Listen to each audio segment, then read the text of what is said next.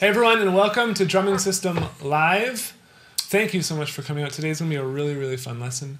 It's going to be good. Talking about how to build drum solos. So for those of you who don't know me, I'm sure there's lots of you. My name is Jared, and this is my friend Dave. Yes. Dave is also a drummer. If you weren't here before, we were jamming out to some Boney and Christmas music. Dave was playing some insane 7/8 Weckl tracks. Some Dave which Weckl. is awesome. Yeah. But a couple things. First, if you are new here, Dave, I want you to figure out who those people are and let's mention them. Let's say hello to them. If it's your first time here, if it's your second time here, maybe you could say hello as well. First time Kelton. First time Charles Peck. It's his first time too. Jake, you've been here so many times. I'm not even going to mention. Joel saying, yeah, I'm pretty sure you've been here a lot, Joel. Travis, you just got the whole package this weekend. Awesome. Nice. That's cool. You keep mentioning those. Feel free to interrupt me. Yeah, sure. The next thing I want to tell you guys about is there's sheet music right below the chat. You'll see a little thing that says sheet music. And that's actually just kind of a page, some text on it, and Dave actually took the time and wrote out some ostinato patterns, which we're going to be going through some of that. So take a look at that and follow along with us. That's kind of going to be our guide throughout the lesson. Murray's here, but his internet's bad, so he's going to go. Karina said it's X time. I don't know how many times that means. Kip, second time here from Spokane. Nice. So just some shout outs. Spokane. Nice. And Joel, you've been here like 10 times. How many lessons is this? This is like 50?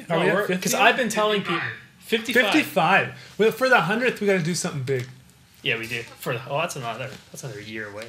Exactly. 10, 50, yeah. Well, you never know. We've done lots of live streams, but not official.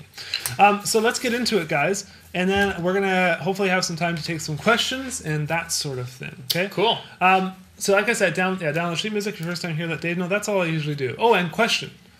If you want to ask a question, this is actually really important. Right below the sheet music, there's a box. Fill in your question, hit submit. It won't stop the page or anything. You won't take you to another page. Everything will stay moving, and Dave will get that question, and he'll let me know. Yes, and do it. Ask your questions sooner than later, because it just fills up, and by the end of the last 10 minutes, all of a sudden I refresh, and there's just like a ton of them. We can never get to them all, so please ask them as soon as possible. Yeah. Okay, so I'm going to kind of jump around. Actually, maybe I should just go through. Just go through. Okay, so the first type of soloing I want to talk about is soloing over an ostinato. And I've listed 5 different types of solos. There's more than this once you get into all the different styles of music and stuff. These are the ones that I've kind of encountered the most as far as, my musical situations. Dave might encounter some different ones, and that's fine. Maybe one day he can do a lesson on drum solos. But these are the ones that I've encountered the most. And the first one we're going to talk about is soloing over an ostinato. Now, what does an ostinato mean? It is a phrase that constantly repeats itself on the same musical voice or voices. And that is kind of a rip-off out of Wikipedia I wrote there. So you can create ostinatos using your feet, using your hands, one limb, two limb. But I recommend starting with just either your feet or one of your hands as an ostinato, or even just one of your feet, and then kind of expanding on that more and more. So let's just figure out what's a simple ostinato. If you're just starting out with something like this, I would recommend just hi-hats on quarter notes. Okay? And just keep your hi-hat foot going like that, and then you can play around that.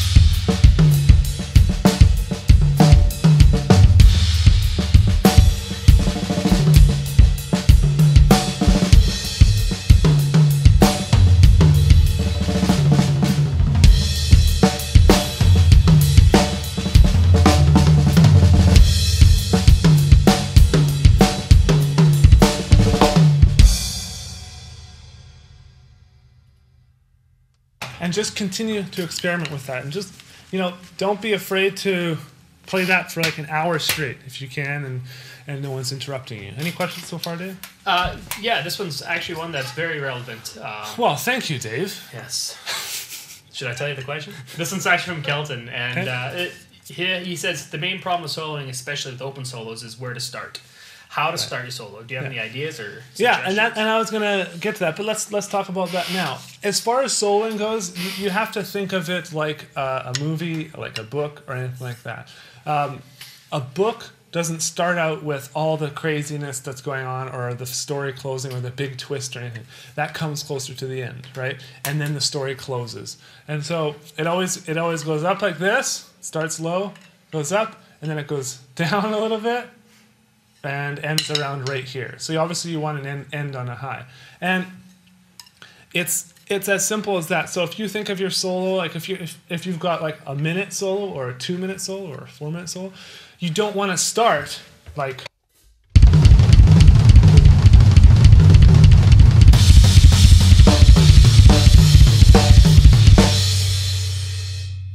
you don't want to do that for the first 2 minutes, because everything's going to be gone. Everything's going to go downhill from People are just going to be like, what? This doesn't make any sense. Unless you can even top that. Unless you can top that. So, and if you can top that, great. Good on you. But, if I had a minute solo, I would... time me, or I'll time myself. I got it. Time you? Yeah. So you want to go for a minute? Yeah, I want to go for a minute. And so I'm going to show you how I would build it in a minute. And you don't have to end like that every time. You can end playing loud other ways. Do you want me to give you the 30-second halfway through? Yeah, give me the 10 seconds. Okay, 10 seconds before it ends. Okay, ready?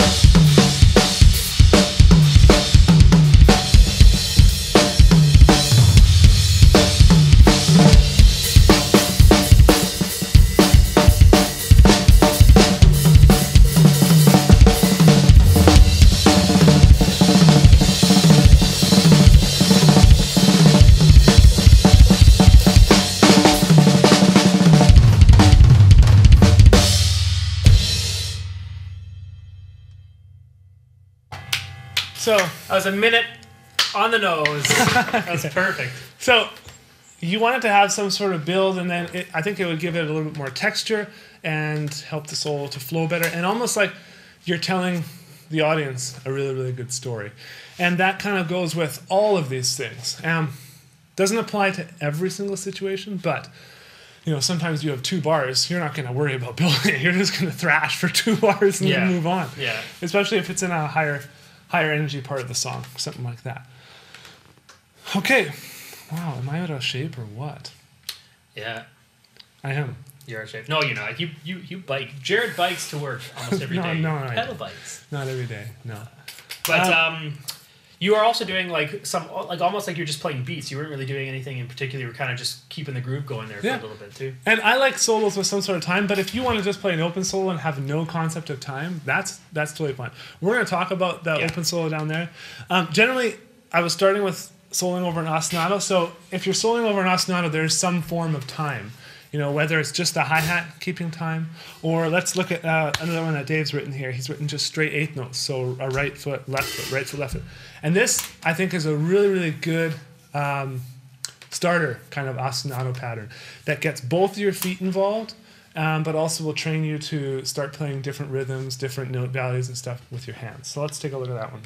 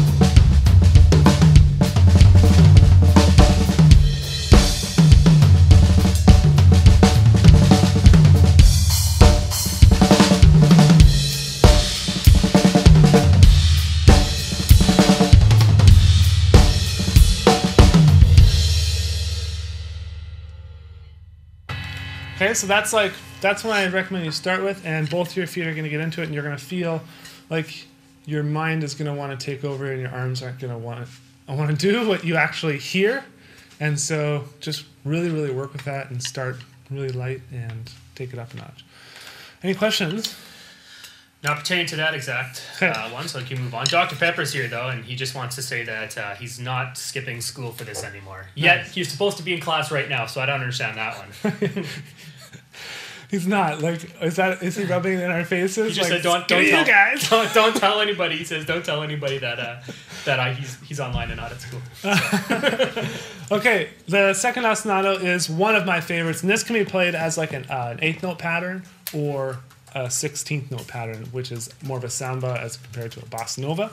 I think this is awesome just because all the different things you can play over it. And so once you kind of get comfortable with like the quarter notes and the hats, then you move up to the eighth notes between the right foot and the left foot.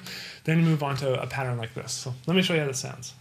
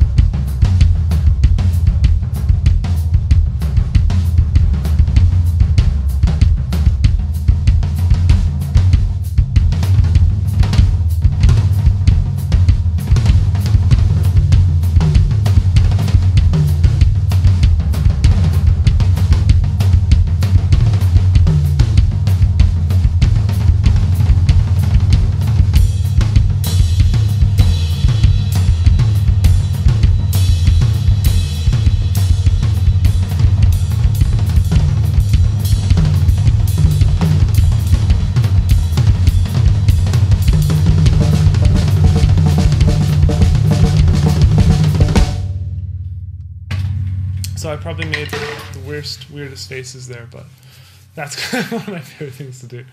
And if we have time, I have other ostinatos. I'm like obsessed with bass drum ostinatos. So if we have time, You did that one solo where you did like a couple different rudiments on your feet. Yeah. You should definitely, if you have time to do that, even if not, you should play that out. There's this one. This is my favorite, the 7-stroke. I'm gonna do it anyways. Yeah, you have to. Might as well. This is the 7-stroke. But it's really cool, guys. You gotta check us out.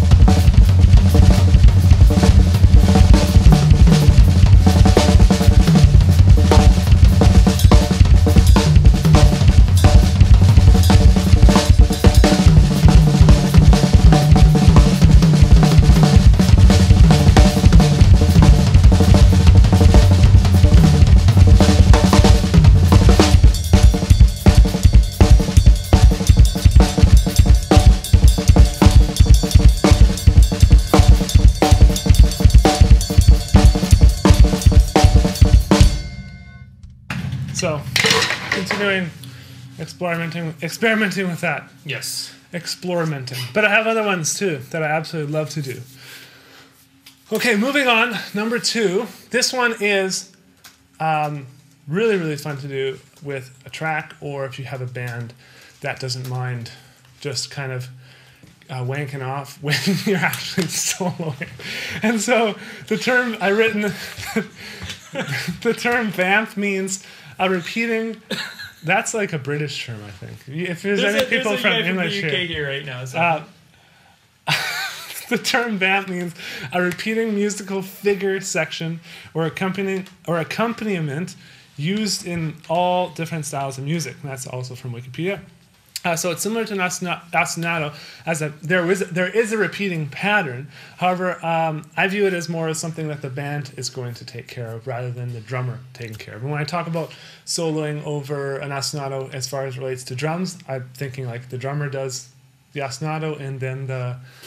He's almost doing two roles. He's keeping the pulse with his ostinato, and he's soloing over top. Whereas a vamp, the band's keeping the pulse. And so, if you're ever in a song or something, and the band says, "Hey, you should take an open solo," and you really don't want to you don't want the band to completely drop out.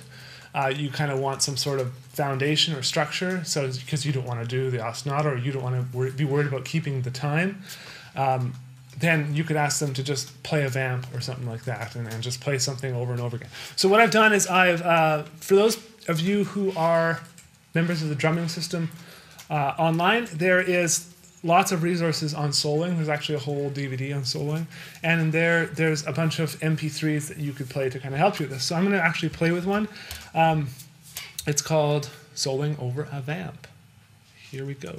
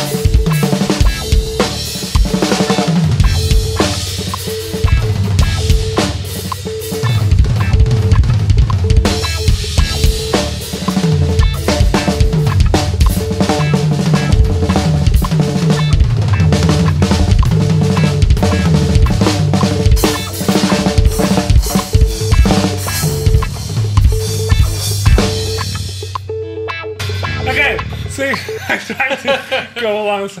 We're just goofing around here, right, guys? Okay. No, dude, that was awesome. Yeah, you're doing some pretty crazy. Yeah. So what I love most about soloing or a vamp, and Dave, you're like this too, because I hear this and you're playing all the time, is it allows you to play over the bar lines and stuff like that, because you're not necessarily held to any sort of time or any sort of shots. They're just kind of laying the foundation, and you're able to just play over top of it and be the feature. So yeah, definitely, that's definitely my favorite. Yeah, if you have to do a solo, well, I don't mind. Like, we're going to talk next, I think, about soloing over shots. Yeah. And I guess we can go right into that. But soloing over shots is basically when you're required to solo over shots or hits, and this can be with a track or with a band, and occasionally your bandmates will rely on you to hit up the shots, and that's where I think, and we were kind of talking about that there, it kind of interrupts the solo. If you're doing something over the bar line and stuff, and then your band is waiting for you to set up the shot and actually hit the shot, it will restrict what you're able to do, and you got to make sure you don't do some crazy, insane over the bar line stuff, because you're gonna miss it. The band, well, you're maybe not, but the band is going to absolutely bomb it, right? Yeah, that's true. If you're playing some sort of like 30-second note triplet pattern over the bar lines that's offset with like bass linear and everything like that, it's going to mess with the whole band's head, and they're not going to know where exactly that shot is landing. So you got to be really careful. But I got another track for this one, and if there's any questions come in. There's just a question on the chat that people are asking. Is that MP3, is that from the drumming system? That's from the drumming system, yeah. Okay, so if you guys have drumming system, that's one of the group tracks in there. So. If you don't have drumming system, call Dave. He'll totally hook you guys up. Yeah, you can do it online too, so you can just download it. I got another quick question here for you. This one's from Michael. How would you suggest when soloing for 2 fast bars, then going into a slow beat without rushing? So say you got a quick little spot that you're allowed to solo, and you're doing a really fast solo, and then it goes right back into a slower beat. And when you say slower, that's really not really the right term for it, because it's the same speed. The tempo doesn't change, but you're just playing it at half the pulse, right? Any suggestions on that? I think it's just that mainly comes with experience and control. I would just sit there and practice. So if you're playing a groove, like a slower bass groove, and then I'll do a 2-bar solo that's quicker, and then just go back to the groove.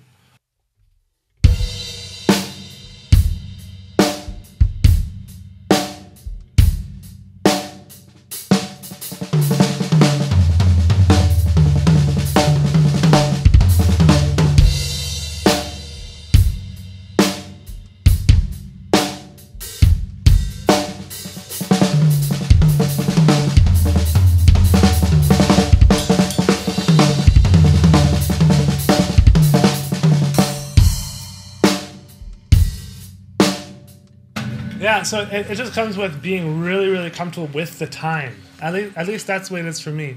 I know if that was too slow and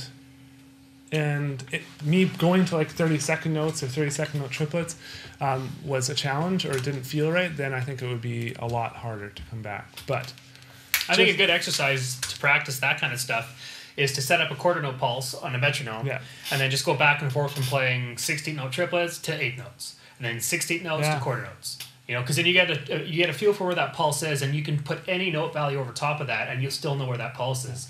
Because when you say speeding up and slowing down, you're really not speeding up because you're keeping the same pulse, right? Yeah. So it's a bit of a mental thing. And I think that's a really, really good tip. If you're keeping solid time, practice the different note values. And practice getting really comfortable with those different note values.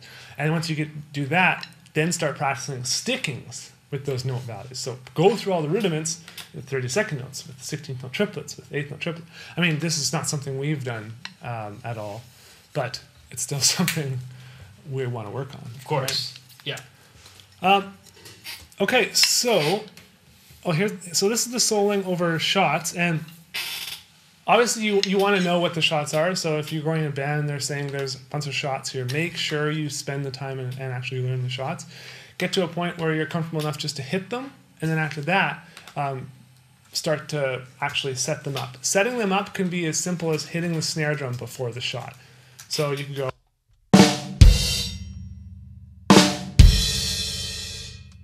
It can be as simple as that, or it can be as simple as like, I like to do a left, left, and then a right on the tom.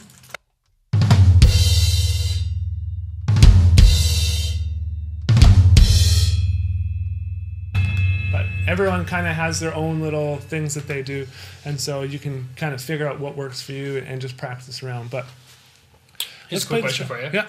This one's from Little Big Boy, 2011.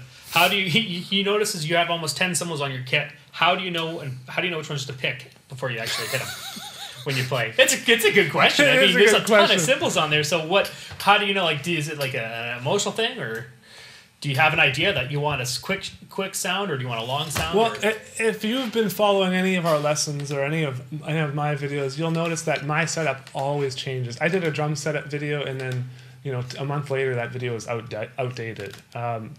So I just always like to experiment, and so I don't ever really think about what cymbal am I going to hit here, or what cymbal am I going to hit there. It's just if I'm on this side of the kit doing some sort of fill, I will choose either this one or this one primarily.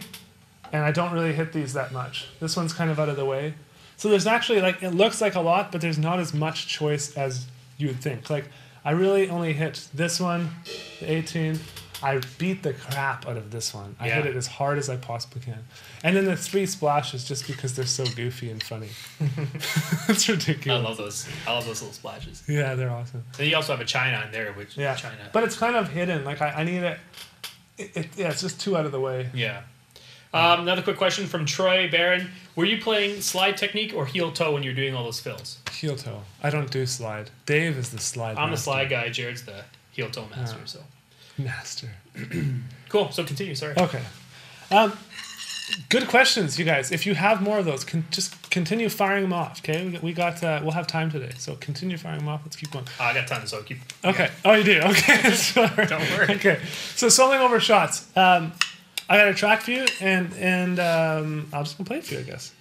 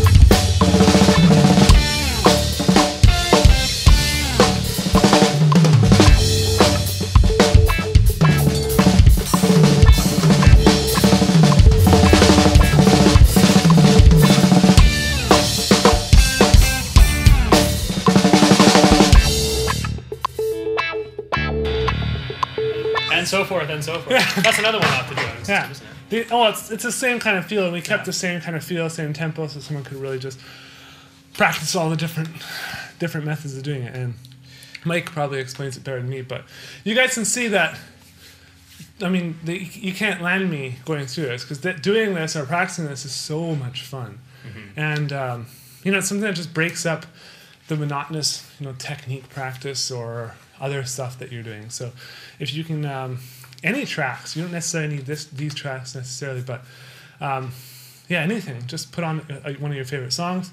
If it's I watched a show with what's his name, the German drummer Marco Miniman, and he looped a Bender, from Futurama. He recorded a track of Bender talking. Yeah, and I've heard that. You see that, and he soloed over top of that, just showing you that any loop that you can do. And I would think the sentence was in 7, I think. Yeah. But and then he just looped it, and I thought that was really cool. Yeah. Here's a question for you. Mm-hmm. This one's from Joel. Joel asks, I have a huge problem with solos. I can think of a very good solo to play, but as soon as I get on the kit, I cannot play it. Do you have any suggestions of what to do? Well, if you can think of something and then technically you can't play it, that's one thing. But if you can think of something and you have the technical ability to play it but just can't really get it out on the drum set, then I think that comes just with experience, and that's just repetition. And spend 20 minutes at the beginning of each of your practice sessions and say, I'm gonna play drums for 20 minutes, no matter how painful it is, no matter how painful it sounds. You've probably done this before. Oh yeah. Where you'll start playing and it's just not feeling it. You feel like you're playing the exact same thing, but you just got to keep pushing, keep pushing, and force it out. And but if it's technically a problem, like let's say you hear stuff in your head that you can't technically play it, then it's a matter of learning the techniques that you need in order to do that. And so I think that's where a lot of our lessons and stuff come in. Like, we got so many resources in this members area now, you guys. So you might have access to one product, but I'd look at getting access to more products, more information on different techniques and different ways that you can actually get those thoughts out on the drum set. Cool. So hope that helps. It's very conceptual, so talking about soloing is sometimes a little challenging because it's hard to actually explain. I can sit here and teach you how to do paradiddles, single stroke rolls, linear patterns, and everything like that. That's exactly what I'm playing. I play a lot of the exact same patterns over and over again on different voices. Yeah, we all have our our licks, and I've definitely got the ones that I'm most comfortable with, and I'm sure Dave does too. Although Dave is practicing a ton lately, so he's just like... just trying different things. We'll see what happens. But I'm going to put my little 2 cents in here for soloing, if you don't mind. Oh, wow. It's completely against what you're saying. No, I'm just joking. What I found with soloing, and the hardest part for me was I was so used to playing those like licks. I was so used to playing these hand and feet combinations that I was, I thought I was pretty good at it, or I was used to playing really fast double bass. But when I came to a solo, I didn't know how to make that sound good. I mean, in a beat and in a fill, they sound awesome. But in a solo, they didn't. So the biggest thing that I've been learning, and I'm still learning, is that it allows you to actually be a musician on the drums, and you can actually either sing something or play something that's more musical rather than just melodic. I would call it melodic. Yeah. So instead of actually thinking about how cool can I make this or how fast can I play my double bass, you want to think of how musical can I make this beat sound, and it could be something that's really easy, something that is easier than anything else you can play. But if that sounds good, that's what's more important, is getting it to sound unique and yeah, cool. Like a song, Yeah, especially on the toms, like what Dave's talking about. If you apply that to kind of like an ostinato thing and just work on the tom.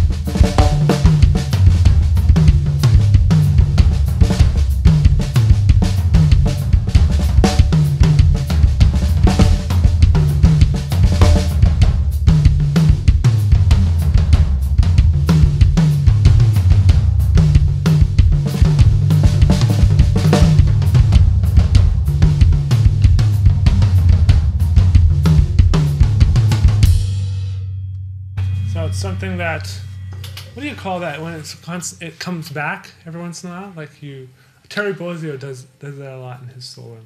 I know what you're talking about. It's almost like a drumming vamp, almost. Yeah, it's like you would play that sort of melody to kind of start off the solo.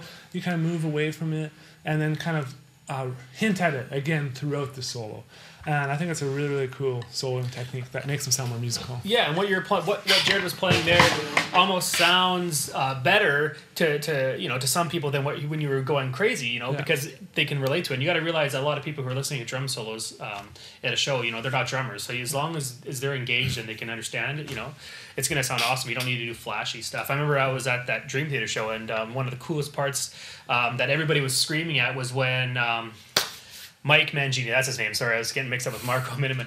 Mangini was doing the one-handed roll, and he was putting his hand up. And technically, if you know how to do the one-handed roll, it's not that hard. But that was when everybody was screaming. And then he did this polyrhythm thing where he was doing 4 different time signatures on each limb, and I was blown away. But nobody else understood what was going on, so they didn't really scream, right? But that's very, very, very true. And I think you hit a really, really good point there.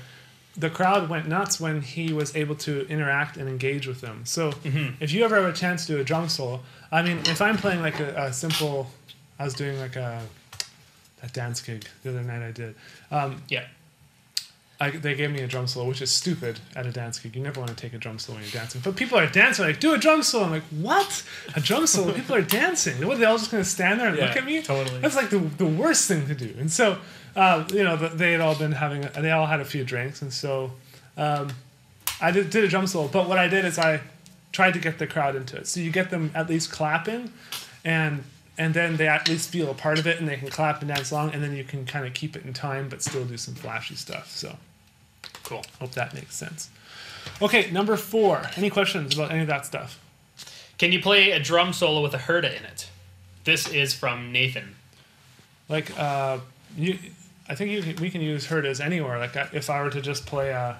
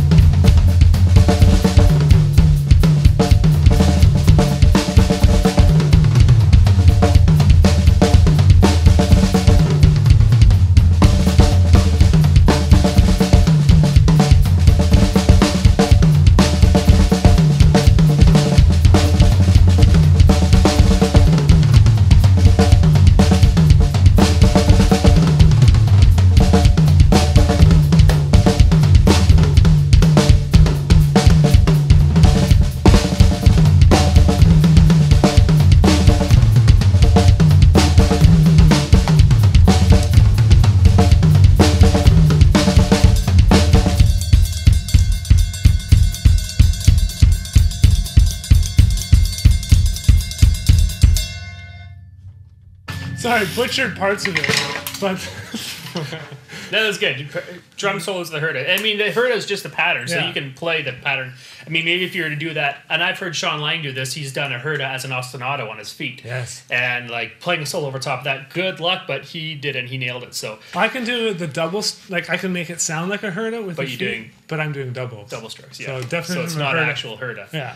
Okay. Sounds like herda. How many more, Dos. Dos, okay, because we got a few questions, so go ahead and finish I'll burn through this. Okay. The next one is, we've kind of discussed this at the beginning when someone asked how to actually build or know what to play, and that is open drum solo. So if a band ever says to you, we want you to take a solo, no one else is going to play, the whole band's going to stop, something, and I wrote a little bit of definition here. So you can play whatever you want, usually for an extended period of time, and you don't always need to keep time during the solo. So even in that little herda solo that I butchered, you'll notice I was keeping time with my hi-hat. That was kind of my ostinato there. But with an open drum solo, you don't necessarily need to do it. And this is exactly what we just talked about. I also said, there's sometimes it's helpful to include the crowd in an open solo and get them to clap along or participate in some other creative way. And that's, I think, what me and Dave were talking about. Dave with Mike Mangini. Yes, I was about to say Mark. I know. Mike Mangini, depending on the crowd you're playing to, they don't care if you can play really, really crazy stuff with your feet. They want to interact, they want to engage, and so you got to do something where you kind of get on their level and hopefully engage them in that way. But I'll play you guys a little bit of example of an open solo, and I won't use any time. I'll keep it short though.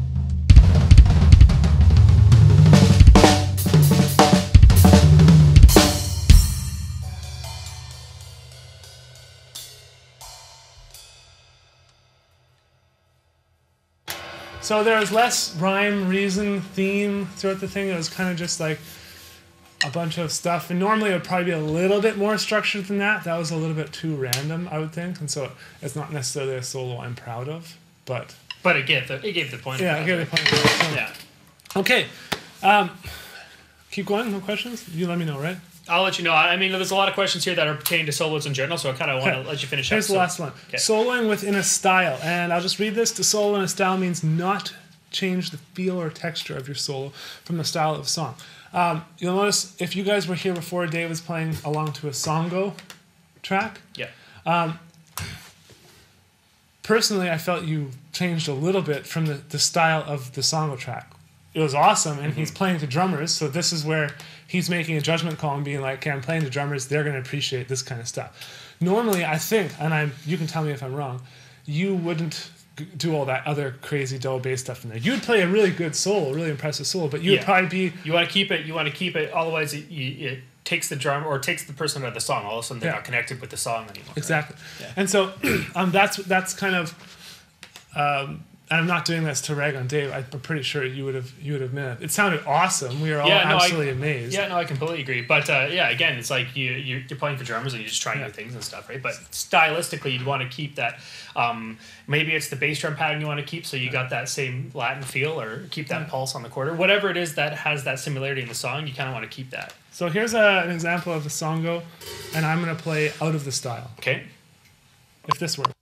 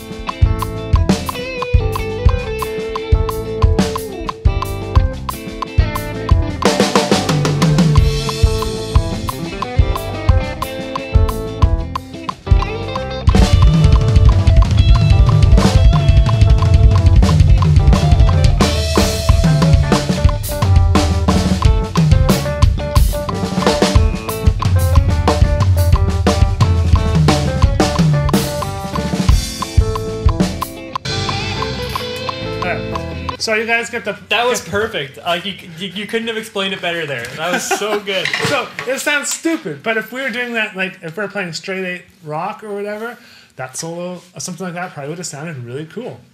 Actually, it still sounded cool, but it didn't to fit. drummers, though, right? To drummers, so it didn't really fit. And there's a lot of guys out there, like when I started playing solos and stuff like that, especially to other styles of music, jazz in particular. Like jazz, as soon as I started playing a jazz solo, I lost the 2 and the 4, and I started playing 1 and the 3. And it took me so long. Why does this not sound good? But I was playing cool chops. But keep that in mind, because it's not about the chops you play. It's about Have the you overall ever song. played like 16th notes over a jazz song? Straight 16ths? Yeah. Not swung? Let me see if I try it.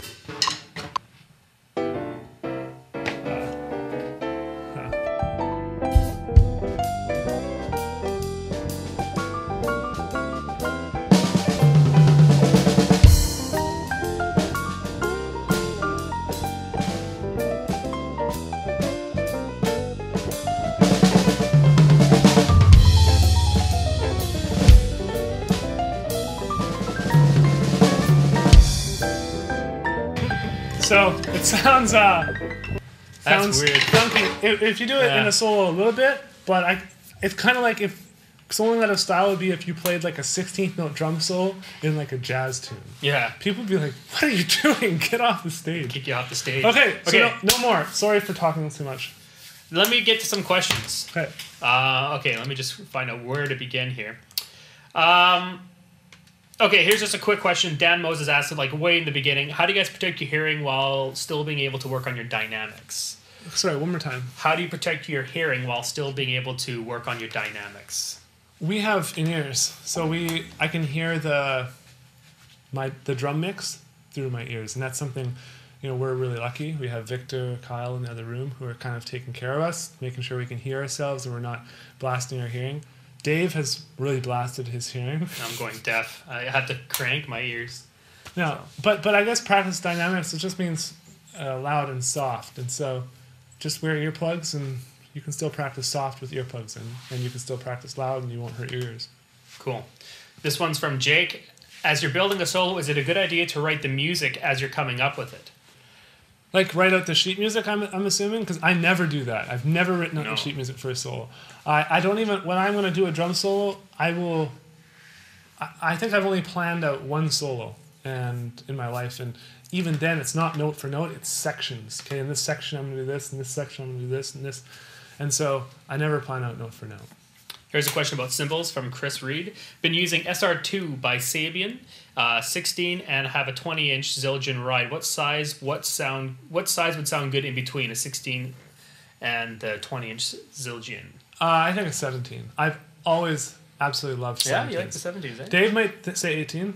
I would say 18, yeah. For me, 18 is a little too big. I play smaller venues than him. Dave plays in like this big rock band, and I play in more like tighter stuff. So I like a 17 because it gives me enough volume on the bigger stages, but I can hit it and it'll open up in the smaller venues. Oh, that's actually good advice. Okay, continuing on. This one here is from John. Okay, how about asking John Gill, obviously. How about asking Jared to solo over double bass 16th notes with some hand to feet combinations? Would be very hip. John, we'll see if we can get time to maybe get Jared to play us a solo out, maybe, eh? Sure. We also have people asking for Kyle to do a solo out to see if he's been paying attention back there. Kyle, you've been paying attention? Yeah, I'm sure he hasn't. Yep. Okay, good. Okay, Jay, this is another one from Jake. What are some awesome fills that sound good when played really fast? You're doing a lot of those hand to feet combinations. This actually could tie in with John's. Any sort of linear patterns that you can come up with, and we have the lesson on linear thing, and where you guys actually gave me the patterns, and we kind of created them on the spot. Those patterns, anything linear is going to sound really, really fast once you get comfortable with the pattern, and it's not going to be that stressful to play because you'll hopefully have a nice group or sets of singles and doubles. And so as far as fills that sound fast, a fill that sounds really fast to me is just straight doubles, and that's just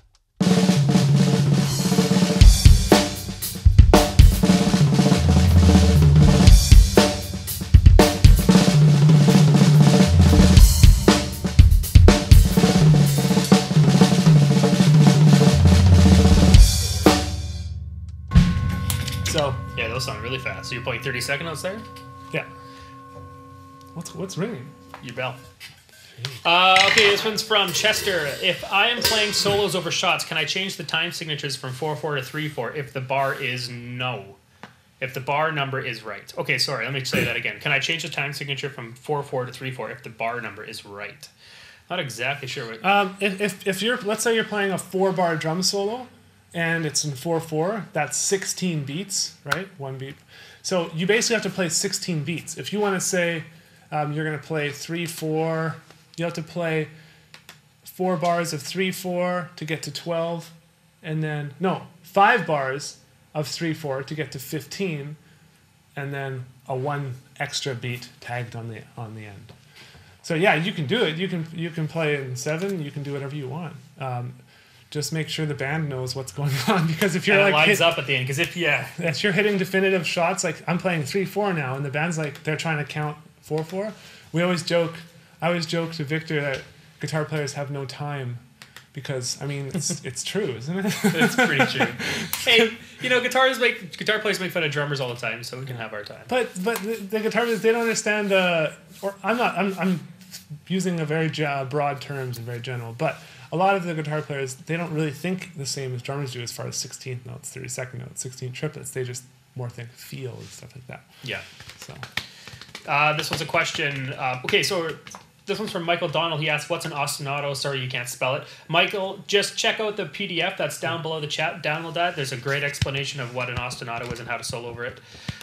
This one's from, I'm going to have trouble pronouncing this, Teodorico Santiago? Is that right? Anyway, he asked, Jared, have you ever had drum lessons? If yes, how much? Lots. How many years of drum lessons? I've had private teachers, probably like 6 or 7. Yeah.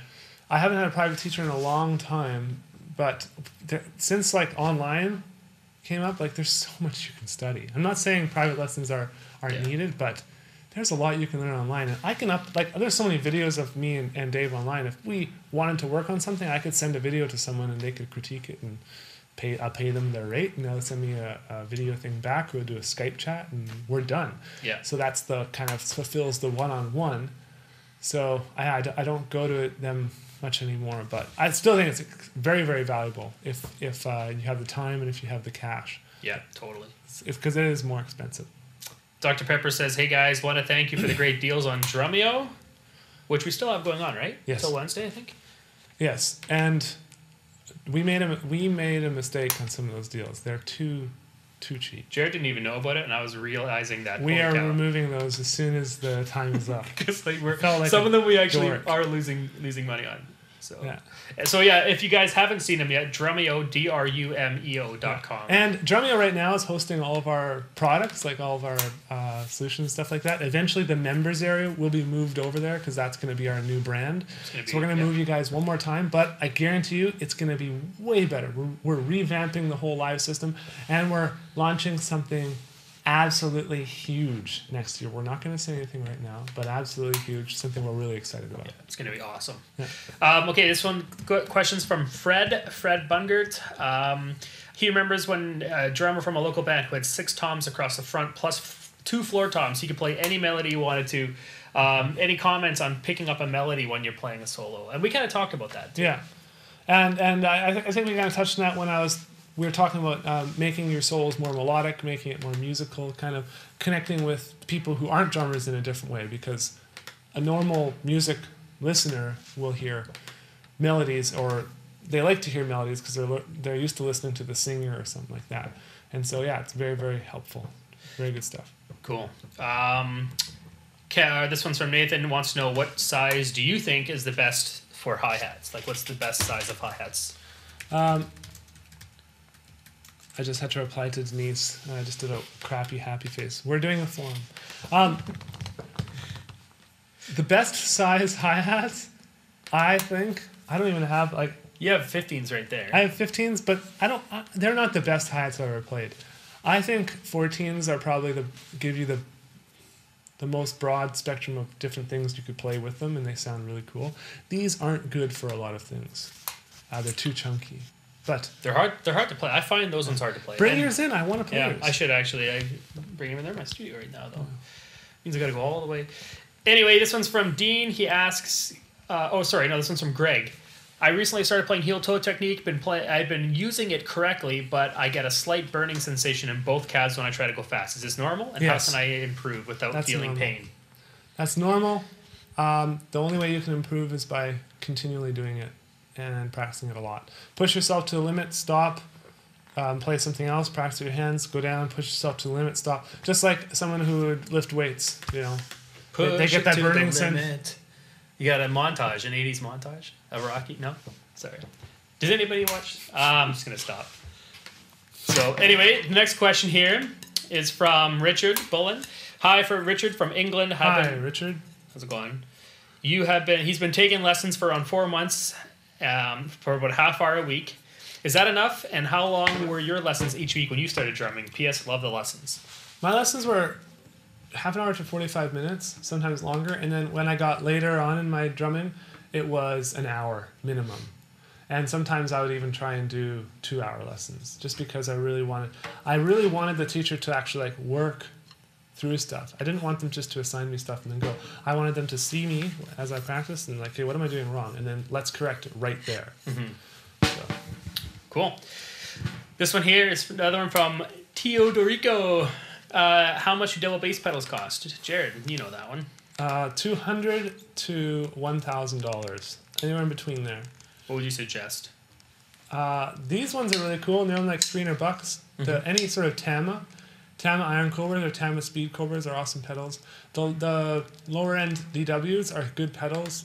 I just find the footboard's a little bit too small, but they're also reasonable. Yamaha, Dave plays, they're really good pedals. Yeah, you know, Gibraltar makes some crap. Like they make some pedals that aren't good, and they're just gonna they're flimsy and they're gonna break. So make sure you get the higher end Gibraltar. But if you go for like Yamaha, DW, Tama, even the lower end ones are all really good. Mm-hmm. And you can spend up to $1,000 too on those Axis pedals that you have. Those are like $1,000, weren't they, or close to? Pardon? Those Axis pedals. Those are like $900. No, I got them for $400. Oh, you got a good deal. But regularly on tour in California. Yeah, some guy ordered them and then they were just sitting there, so no one bought them. So when I walked in, the guy gave me a smoking deal. That's sweet. $400. This one's from Joey Wojcik. Sup, Dave and Jared. Do you have any tips on improv creativity? Because I'm beginning to repeat the same drum parts and grooves over and over and over again. Yeah, I would choose one rudiment and say I'm going to incorporate that into my drumming, and make sure it's different than what you're actually practicing. Like for me right now, I play paradiddles constantly, single, double, triple, and for me now it's like, okay, what else? What am I going to do? So I think the next thing I'm going to take is I'm going to just take one of the single dragadiddle and really kind of, or work through some sort of the drag patterns and move those around on the drum set. Or any like the flam accent, flam taps. I think those would be really, really cool. Sweet. But, yeah, move them around. Like, don't just play them like.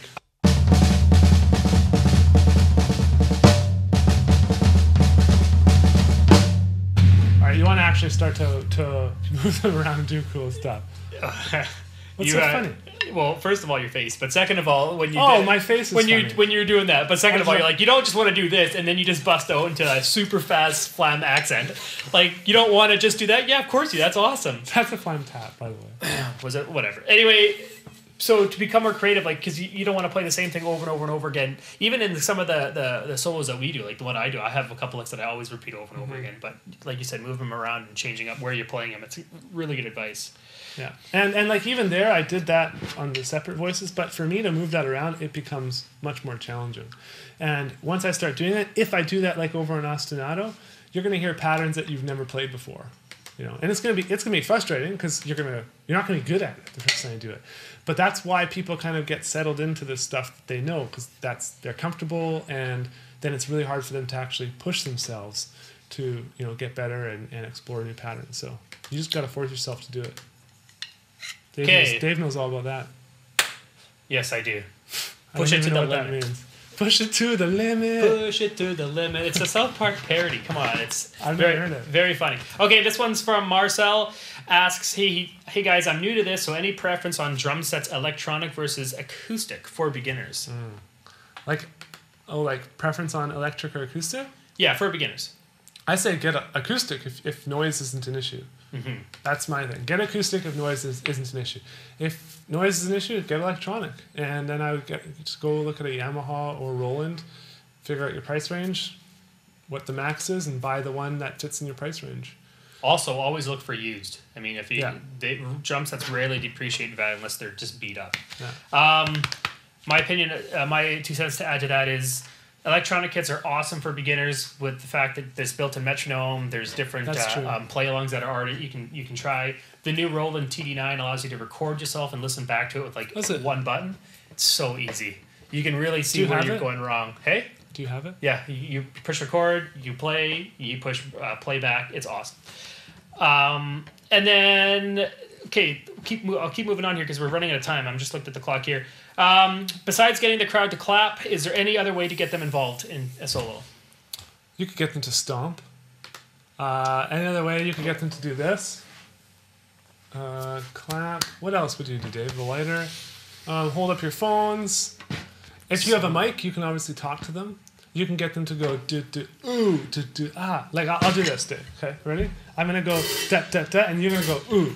Well, you can't explain it to me though. Ooh, ooh, ah, ooh. Okay, see, that's something you could do. What I saw Mike Portnoy do is he would do something like bop bop bop bop bop, and then he would kind of look at the crowd and he would kind of point to the crowd and be like, "Come on," type of thing. Yeah. So he's interacting with them, right? And then he would do it again, and the crowd just loves that stuff. Mm-hmm. So. Can you use, this one's from Franco. Sorry, I don't know who that last one was from. There was no name, so I apologize. But this one's from Franco. Can you show us 3 hits using the slide or heel toe technique? So 3 hits. Yeah. I'll do it slow. If you just go to the foot cam. So I'll let them go to the foot cam and then I'll show you. Okay. So there you go. My foot is up. Okay. And the beater is resting on the pedal. So what I do is I'm going to bring my foot back like this. It doesn't actually come off, so I bring my foot back and I hit once, 1 hit, and then I hit again and again, 2 more on the way up. So 1, when I drop my foot, it hits once, and then 2 more on the way up.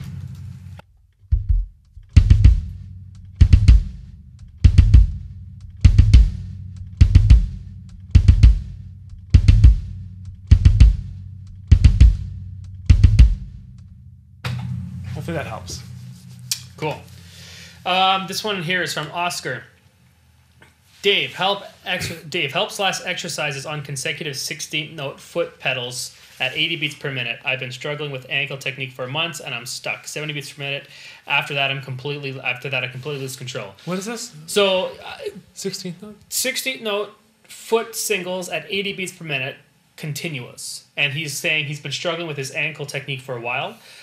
So Jared's on the kit, Oscar. I know you said Dave in here, but Jared can do this easily. He can help you out. Do you have a metronome there? Yeah. And while we're doing that, there's one question here from Jeff. He says, you always talk about keeping time. What is the best metronome to get?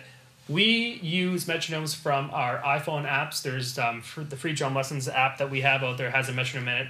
Jared uses one called Tick 2 or something. Tempo Advanced or something. Tempo Advanced. I don't know where I got Tick 2 from. But just if you have an iPhone or a smartphone of any sort, check out the apps. If not, Tama makes a great one called the Rhythm Watch. QuickTime makes one that's really cheap. That's online. Just bring up your web browser and search metronome online, and you'll get to a website, and you can just stream it or use a flash-based metronome online. Perfect. Okay, this will be the last question because we're out of time. But can you show us how to continuously do? Well, I would just do it with 1 foot.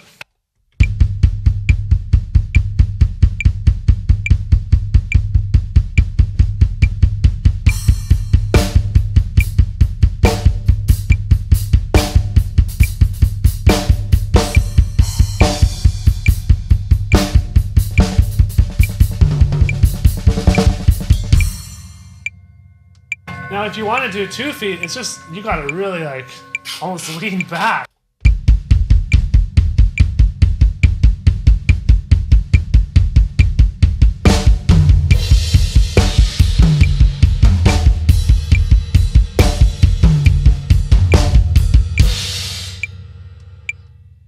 I would just set your foot down on the pedal and bury the beater. Don't worry about like the beater coming back off because especially when first starting out, like I would never use singles on the double bass at that tempo. No. I only use it once it gets past that. Well, threshold. I think he was saying singles. It could have been just with 1 foot too. Okay. I'm not sure, Oscar. So if it's with 1 foot, I just keep my heel up and I just tap with my toe.